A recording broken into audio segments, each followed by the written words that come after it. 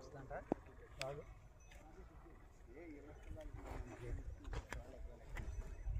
లాగదన్నా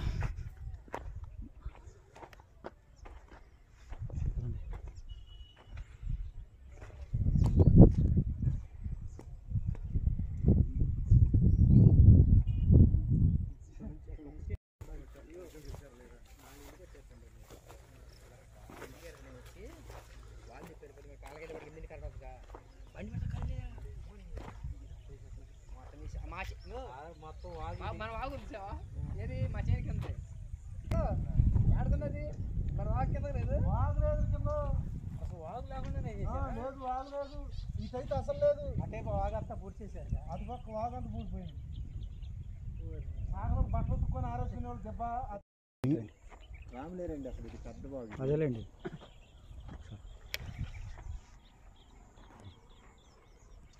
ఓకేనా ప్రకాష్కి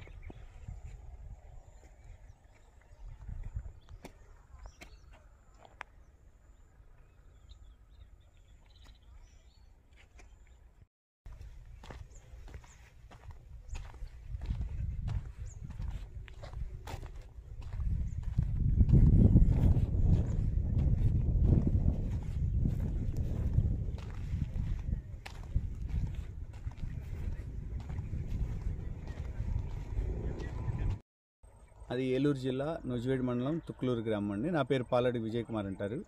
మా గ్రామంలో ఇవాళ బ్లాక్ డేగా ప్రకటించుకోవాల్సిన పరిస్థితి ఏర్పడింది మా అశ్రద్ధ వలన. ఎందుకనంటే ఈ గ్రామంలో ఒక రైతు 2 ఎకరాల భూమి వాగు పక్కన కొన్నారు. రాములేరు అని పెద్ద వాగు, సుమారు 350 అడుగులు వెడల్పు ఉంటుందండి ఈ రాములేరు అనే వాగు.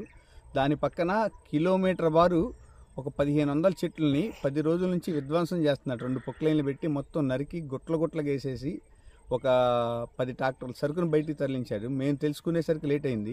5 ఎకరాలు వాగుని బాగు చేసి కబ్జా చేశారు. 5 ఎకరాల బారు మళ్ళు కట్టి లెవలింగ్ చేశారు.